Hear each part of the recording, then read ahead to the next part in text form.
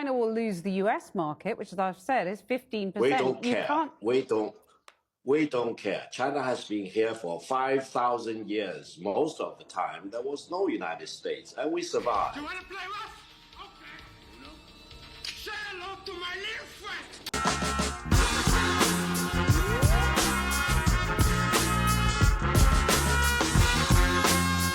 China is fully prepared to fight to the very end because the world is big enough that the United States is not the totality of the market in the world. So if the United States wants to go in that direction of completely shutting itself out of the China market, be my guest. Yeah, and China will lose the US market, which, as I've said, is 15%. We don't care.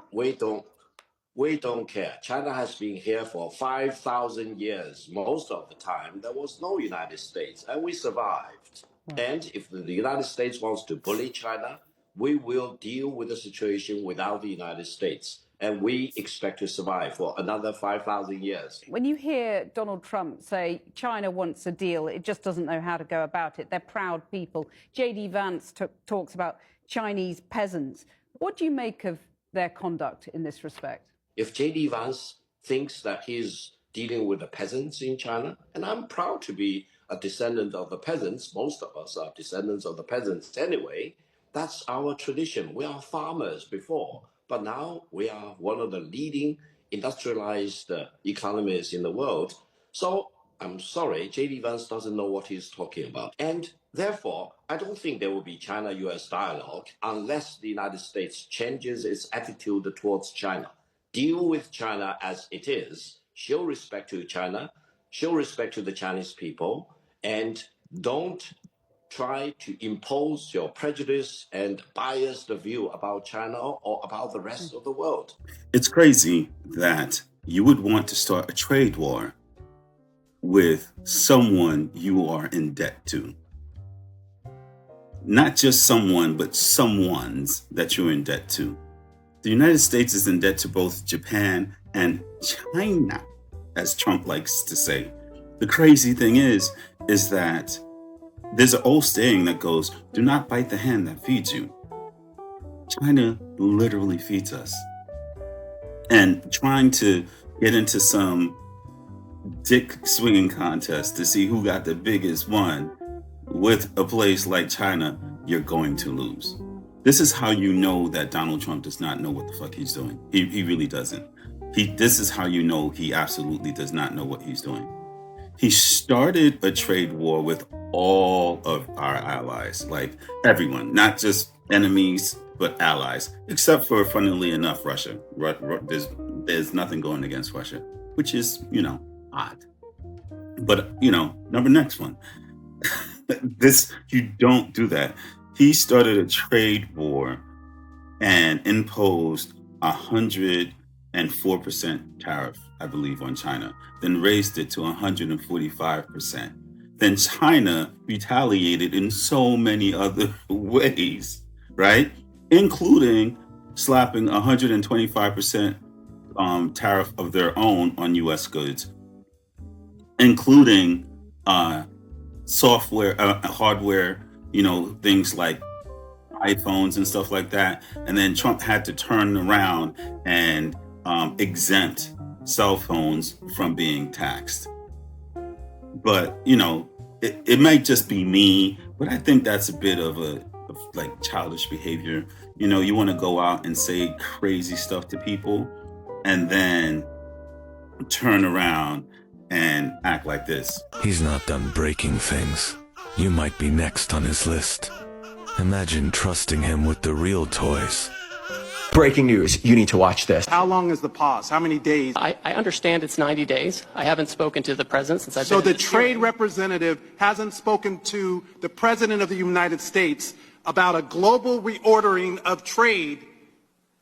Yes, I have. I've just been in the hearing with you. But yet he announced it on a tweet. WTF? Who's in charge? The President of the United States is in charge. It looks like your boss just pulled the rug out. Just found out 3 seconds ago, sitting here, we saw you. You came here knowing that these tariffs were going to be turned off. Why didn't you include that in your opening statement? Well, I don't disclose my conversations with the president, sir. This is amateur hour. Did you know that this was happening?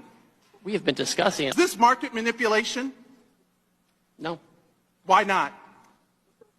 If it was a plan, if it was always the plan, how is this not market manipulation?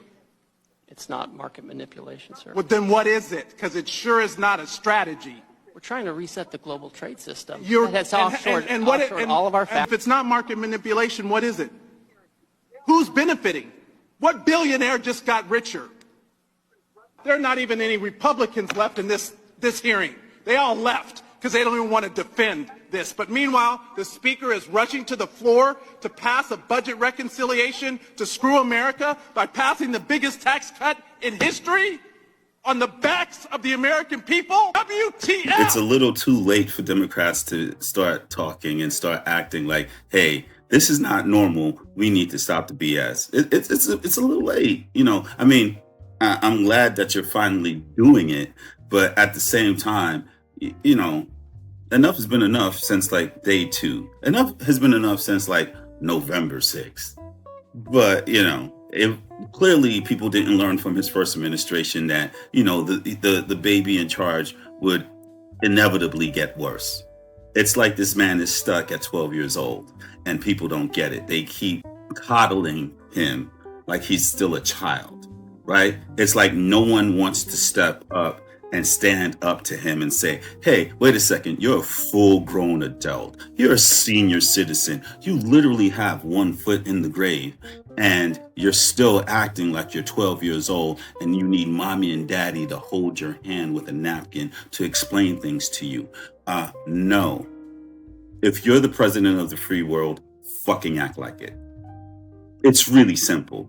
That does not mean you having an ego test and you going out there and showing you got the biggest balls, or going out there and puffing out your chest and speaking really loud. And then in the background, you're calling up China because you know you messed up on the tariffs. No, it's saying, you know what? You guys are our trading partners. We need you. We've needed you and you've needed us for the past damn near century, right? We want to keep this, relationship going just like we would with all our trading partners, right? But we also want to make it amendable and amicable for the American government and people, right? That's how a leader acts, right? A leader doesn't say, you know what, you do what I say, or I'm going to cut your funding.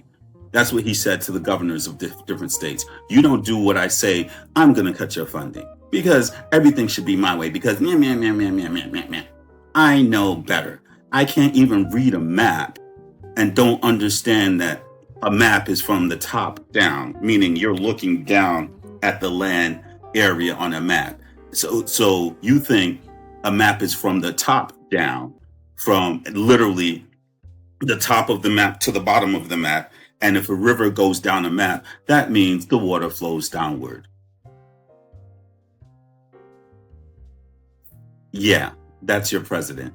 He can't even read a map, but yet he wants to be able to bully people into situations by taking away their funding or threatening them with tariffs when he doesn't even know or understand how tariffs work clearly.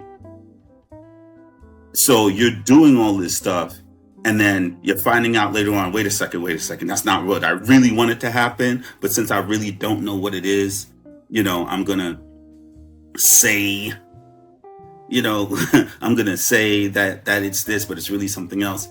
He's annoying. He reminds me of a guy I used to work in Trump Tower, who his father owned a real estate company, and he tried to come off like he was this great leader and this really smart entrepreneur. And every month he went begging to daddy for money to run his company. Literally, he was burning through money. I know this because I was the accountant for that place, and he would just burn through money. And he did not know how business worked. He just thought because he was raised with a life of spending, there was no accountability for the money he was losing. Clearly, that's how Trump is running the country. There's no accountability to anybody except for the people that he respects. But anyway, next one. Welcome to Camp Republican.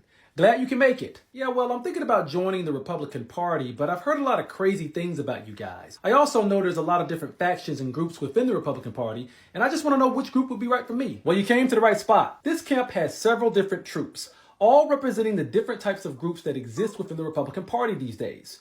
Over here, we have one of our more popular troops, the evangelicals, also known as the Christian right. You've probably heard some crazy things about us, but just remember, we are some hardworking, God-fearing Americans who want to put prayer back in our schools and God back in our hearts. We simply believe that the teachings of our Lord and Savior Jesus Christ should govern our laws and policies in this country. Which teachings are you referring to? Like the ones that tell us to be kind to our neighbors or turn the other cheek, taking care of the poor and the sick? Oh God, no. You've been watching too many Super Bowl commercials. I mean, I have nothing against religion. I just believe in a separation of church and state. You know, First Amendment, freedom of religion. It's freedom of religion, not freedom from religion. Well, you kind of have to have both, don't you? For instance, you want freedom from Islam, correct? Of course. Doesn't everybody? Well, about 1 billion people would disagree with you, but in order to be free to choose a religion, you have to be free from having a religion forced onto you. Maybe this isn't the right troop for you. Maybe you want to go to that troop over there where they got that big campfire going. A real nice hot fire. And you better get used to that heat if you keep thinking the way you think. Well, that was a pretty unpleasant experience. That guy wasn't very friendly. Nah, they mean well. They're just a little high-strung. Next, we have a fairly new troop of young guys. We don't really know what to call them, so we just refer to them as Frat Guy Tech Bro Podcaster Republicans. Hey, Frat Guy Tech Bro Podcasters! We got a prospective new member. Fresh meat, huh? Well, if you want to join us, then you have to have balls and they got to be working. We take risk over here. What's your crypto portfolio looking like? You into Forex trading any? Yeah, we can just keep moving. I don't want to interact with those guys for more than a few seconds. They're pretty insufferable. What's the next troop? Well, I could put you with the neocons. They used to be a really popular group within the Republican Party, but they've kind of lost some ground in the last few years. Hey, we're not losing ground. We're just getting started. We're the ones who gave you the military-industrial complex under Eisenhower. And then we perfected it under Nixon and Reagan. And then under Bush, well, things got fucked up. But we're coming back. We're coming back strong. We got plans, see? Big plans. What are your plans, exactly? Plans that rhyme with Iran. I mean, I can. Just, you'll fucking see. I think those guys are gonna get a lot of people killed. Oh, they already have. That's their thing. Well, I could set you up over here with the Moms for Liberty Suburban Housewife Republicans. Hey, how's it going? You're just in time for the fire. I got some marshmallows roasting. What are you using to fuel that fire? That doesn't look like regular wood to me. Oh, that isn't wood. Those are all the books we're trying to get banned. I just cleaned out my local library. They think I'm bringing it back in 2 weeks, but joke's on them. Fucking losers. Yeah, you're literally burning Fahrenheit 451 there. And I also see you burning 1984. Yep, and next, we're gonna burn Moby Dick. Just listen to the title. It's clearly about sexual techno music. I don't think this is the right group for me. Yeah, you don't want to get involved with them. They mostly cheat on their husbands with black guys. Well, I could introduce you to the old money Republicans on the Hill, but you gotta have at least a net worth of 100 mil to get in with them. I guess the only group you could be a part of is the populist right. Or the MAGA Republicans. The MAGA Republicans? Who's this stupid libtard asking all these dumbass questions around the camp? I'm not even a liberal. I'm actually thinking about joining the Republican Party. If you're not already a Republican, you're probably just some infiltrating sheep psyop trying to spy on us. Are you a Marxist? I'm almost certain you don't know what that word really means. Yeah, you're a Marxist, all right. You're a Marxist, Leninist, Obamaist, globalist, CDC, Fauci-loving PDF file. That's what you are. I bet you're triple vaxxed, aren't you? You know, you can get therapy. There's no shame in it. They got telehealth options. You don't even have to leave your home to get it these days. Oh, go get an enema mixed with cyanide, you dipshit. Vote Trump! That guy wasn't very welcoming. Yeah, they're a piece of work, but they pretty much make up the core of the party right now. We all have to deal with them. Well, the only other group is the small government libertarian Republicans. Not many of them left. Hey, small government guys, got any space for a new member? Yeah, he can join. You got any bread? We're kind of hungry over here. Nah, that would be a handout. And I know how you guys don't like handouts. It wouldn't be a handout if it came from the private sector. Aw, we only have public sector bread here today. So what do you think? You want to join them? Nah, I think this whole camp needs to be shut down, to be honest with you. So this skit was just hilarious. He had all the Republican sects all together. The different genres or variations of Republicans, except for, I guess all of them were really like rhinos, which means Republicans in name only, where, you know, that's the only set of Republicans he didn't have, I guess, or maybe some of them were that, because I think most Republicans now are rhinos because they just say that they're Republicans, but they don't represent, you know, past Republican values, because you know, in the past, Republicans were progressive. But But it's hilarious, especially with that bit with the Mothers of Liberty, which to me is like a new modern age form of the Dixiecrats, where they're so hell bent on reshaping the narrative of history that they'll just like ban anything. And these women literally have a list of books that they want banned, and some of the books that they want banned are like books that have won Pulitzer Prizes. They have stuff from Alice Walker. So she's the woman who wrote the Color Purple. The Color Purple is on the list. Beloved by Toni Morrison is on the list. Of course, The Handmaid's Tale is on the list. Parable of Sower is on the list. 1984 is on the list. Fahrenheit 451, which was written by one of my favorite sci-fi writers, Ray Bradbury, is on the list. And that one is about firemen who actually light fires instead of put them out, and they're hired to actually go and destroy the history of the world that they live in by burning these books. But in the way it's framed, it's like a revered position, so no one really questions the fact that they're destroying history. But yeah, I mean, I think out of all of them, those are the scariest ones, right? Because they're literally trying to control the knowledge of the country. While the United States is literally going through a tariff war with them, but he wants to insult them. If you missed how this motherfucker said it, listen to this. Incurring a huge amount of debt to buy things that other countries make for us. And to make it a little bit more crystal clear, we borrow money from Chinese peasants to buy the things those Chinese peasants manufacture. That is not a recipe for economic prosperity. It's not a recipe for low prices, and it's not a recipe for good jobs in the United States of America. So we're gonna insult the motherfuckers that make majority of the shit that we get into the USA. If that's the case, why not insult old Donnie Boy? Because he said day one prices was gonna be lowered. Like, I just don't understand how these motherfuckers get away with this shit. J.D. Vance is the vice president of the United States, but he calling other motherfuckers peasants. Meanwhile, you got a motherfucker on a golf course every motherfucking chance that they can motherfucking get and already spent $26 motherfucking million.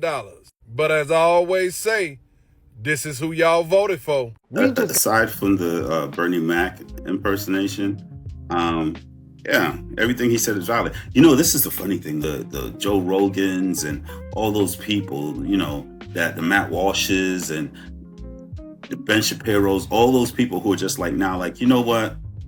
Theo Vaughn, all those people who are just like, you know what?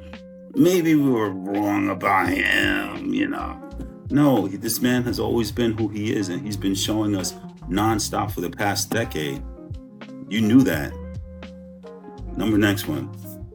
We just got breaking news. Orange Orangutan administration has cracked. His team literally tried to beg China not to retaliate, and China freaking ghosted him. So here's what happened. CNN dropped a report saying someone from the Orange Orangutan administration reached out hours before China raised tariff on the US goods to 125%. They told China, don't do it, just wait. And they even said President Xi should call the Orange directly. Like, think about that. The Orange Orangutan talks tough in public, but behind the scenes, they were basically trying to de-escalate, to get ahead of it, and China didn't even respond. This is exactly what I've been telling you guys. No calls, no warning, just drop the hammer. And of course, this morning, US officials and all of us woke up to new tariffs. So yeah, Trump flinched and China showed they're not playing his game. This is what happens when you try to act strong, but don't have a real leverage. If you're all bark and no bite, eventually people will stop listening. The shit that he does might work in a business world, but it doesn't work in world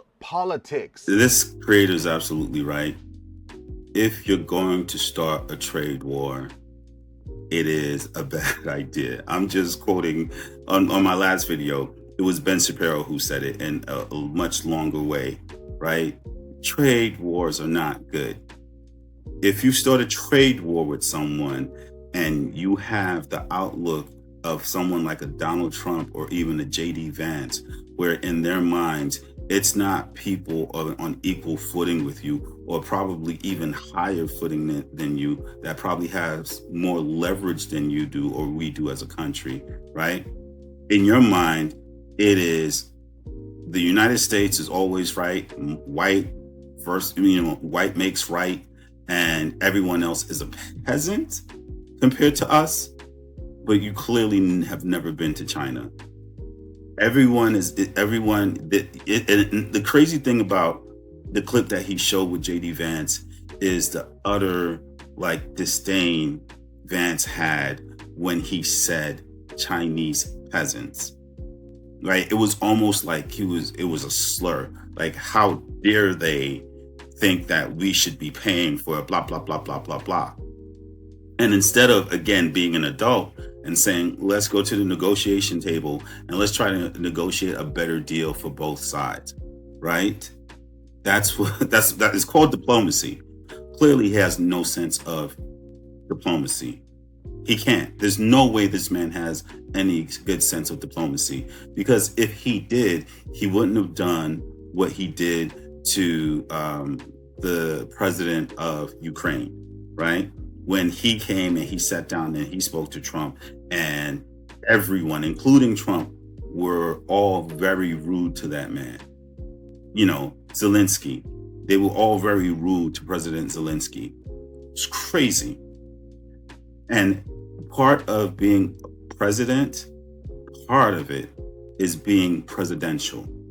And part of being presidential is being a diplomat.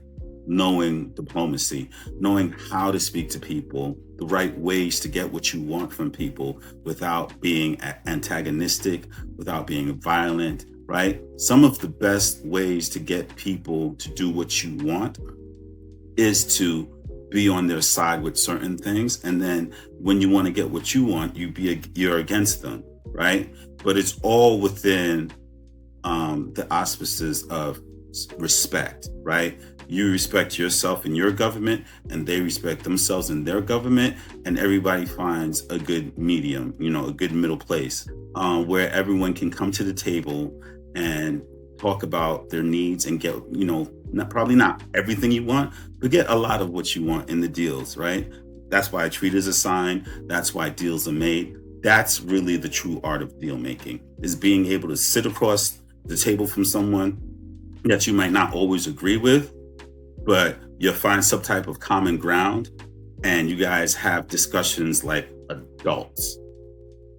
Now, Trump has put not just himself, but the rest of the country in a situation where he's starting to write checks that his ass is not going to be able to cash. Next one. I think everyone needs to go to college. Definitely people, for the most part, don't need to learn algebra and calculus. But if you want to go to and be a scientist, we're going to need algebra and calculus, but not everyone needs to learn that. It's unnecessary. Civics, yes. Financial literacy, yes. Basic principles. Should also teach financial literacy. How much does it cost to have a baby? How much does it cost to lease a car? How much does it cost to rent an apartment? How much money do I need to make? Why am I going to college? Do I really want to borrow all this money? What's my return on the money that I'm borrowing? Is it really worth it? And we don't ban books. History's history. Good, bad, ugly, just tell it all. If you want to change history, change it tomorrow. We can all do it together. I think this guy has really great points when it comes to what needs to be done. A good portion of the things that I learned in school, I don't use in everyday life, right? I've literally had people reach out to me on how to use credit cards, how to balance their budget, how to balance their checkbook. I had to show them Excel spreadsheets, because I used to be an accountant.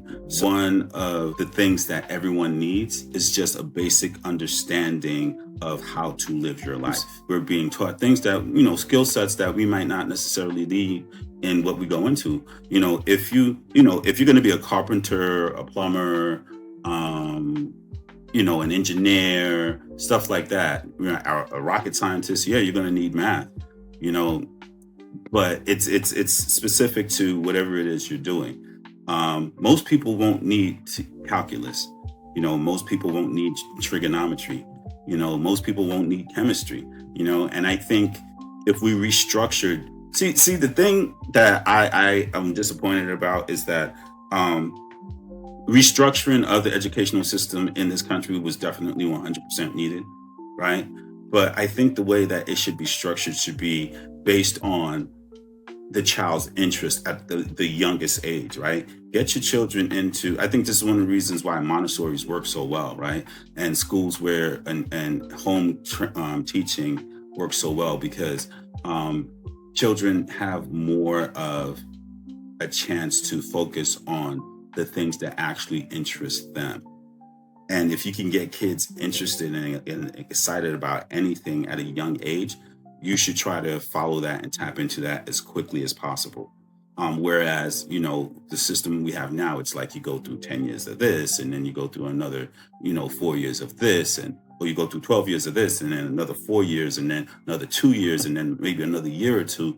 And then, it's like, okay, I've taken all this stuff, but then this is not my passion, or this is not what I'm really good at, And I think if we get children at a younger age to find what they're good at and kind of have them do that, I think the world, like the economy, would kind of shift in a way better way, where people are actually doing the things that they're interested in, they're doing the things that they're good at, they're doing the things that they love, and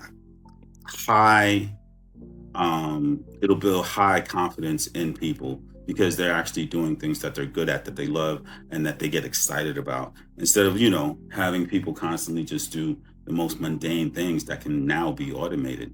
But again, that's just my opinion. Number next one.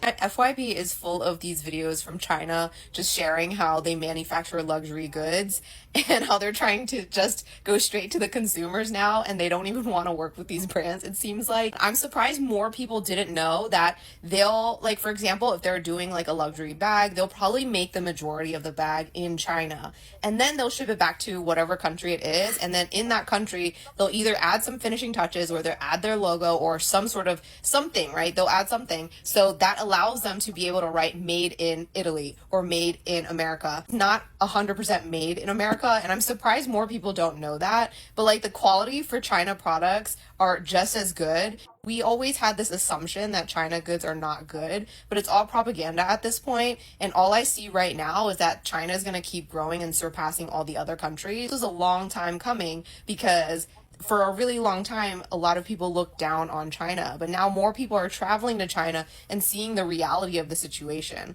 which I think is amazing, because the tides turn, I guess. So we have our first real constitutional crisis on our hands, and it regards Abrego Garcia. For context, Abrego Garcia is the Maryland man who is married to a U.S. citizen, right? Who was illegally deported to El Salvador without any due process. And what makes this worse is that it was by mistake, and that's by the Trump administration's own admission. They literally put on record that they mistakenly deported Garcia to El Salvador due to a clerical error, which is insane to me. Like, they literally snatched this man up, put him in the back of a van, flew him straight to El Salvador without any due process. He was not allowed to contact his family, not allowed to get in touch with his lawyers, nothing. And in a rare turn of events, the Supreme Court ruled 9-0 that the Trump administration must immediately facilitate that man's release. Remember, this is a Supreme Court with Clarence Thomas, the tap dancer himself, Alito, and Roberts on it. They don't agree on anything, and yet they did 9-0. They ruled 9-0 that they need to bring that man back. And therein lies the constitutional crisis, because we all know Trump is not bringing that man back. That man might not even be alive. The Trump administration will do and say whatever it can to not bring that man back to the United States. And should they refuse to bring that man back, he will be in direct violation of an order from the Supreme Court. And that is something I don't think we've ever had to deal with before. And it will be interesting to see how this shit shakes out. This also brings up another very interesting situation. It's not interesting, it's actually terrifying.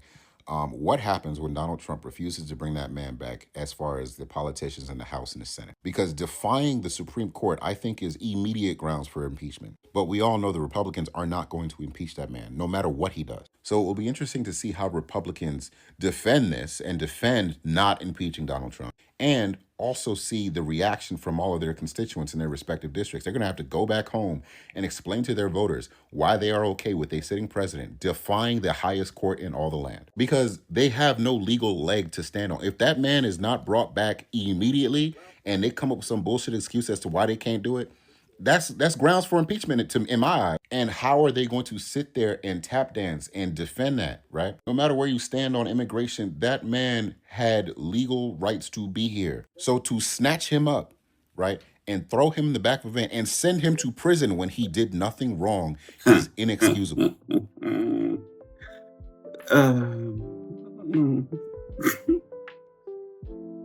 The whole fact that a split Supreme Court all unanimously said 9-0 that Donald Trump was wrong and they need to get that man back into this country is telling. I have said this before when Amy Coney Barrett went and split with the conservative side of the Supreme Court, and she gave a statement on how she felt about certain things. She was confirmed by a Republican Senate, right? She replaced RBG, right? Ruth Ginsburg, right? Right after she died. It was the last person, she was the last judge that Mitch McConnell and Trump rushed in at the end. After Mitch McConnell went and said that Obama could not have Merrick Garland confirmed, right? Because they had to wait for Congress to come back from some break or some nonsense. And then he made up some excuse for Obama not to have Merrick Garland confirmed, and then told Republicans not to show up to the confirmation hearing, right? He played a trick in politics to get what he wanted, then turned around and did the exact opposite shit of what he told Democrats that they couldn't do with Amy Coney Barrett. And this is why I say, like, the FA-FO season is like gonna be for this whole term, because people are fucking around and finding out. Fucking, Mitch McConnell fucked around his whole career and found out that now, because he did the fuck shit in the first term of Trump's presidency, that his whole career now is going to be blemished, right? Because people they don't remember you for the first things that you did. They remember you for the last thing you did. And the last thing he did was against this country and against its people. And I guess some warped thing in his brain was just like, yeah, no, I'm doing it for the American people. Which American people, Mitch? Because everybody's fucked up now because of you, right? But getting back to Judge Barrett, right? She went and replaced Ruth Ginsburg.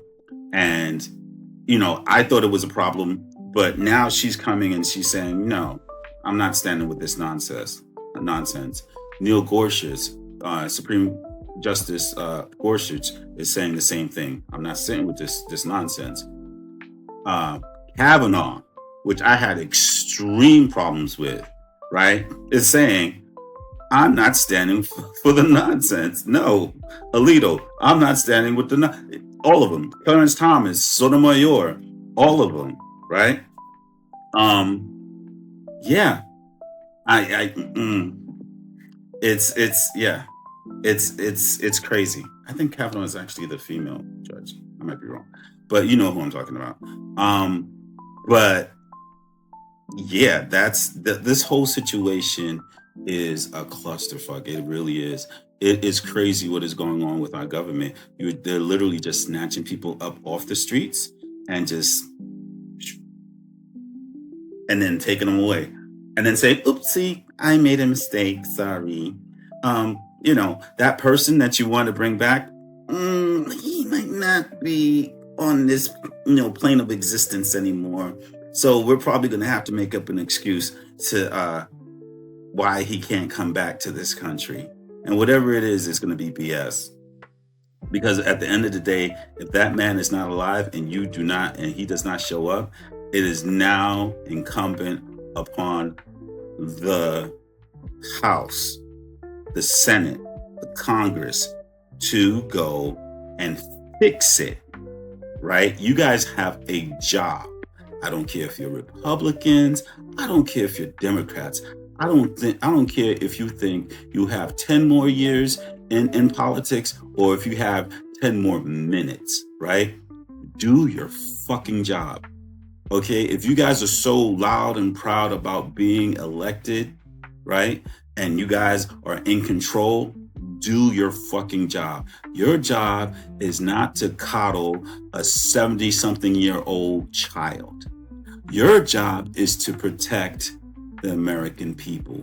It is really fucking simple. It is really, really simple, right? You protect Americans at all times, right? And not just your Americans, right? All Americans. That's why you are there. You have constituents from your states and from your municipalities, right? Your districts, right? Your job is to protect them first, but on a larger scale is to protect the American people.